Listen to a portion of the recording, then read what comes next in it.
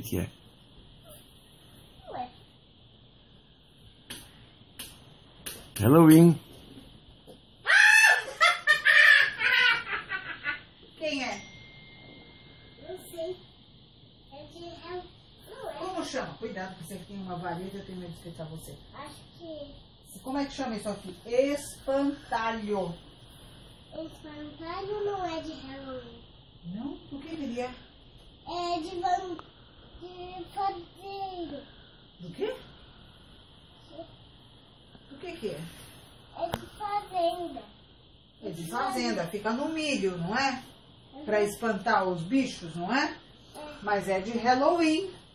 Não é não. É sim.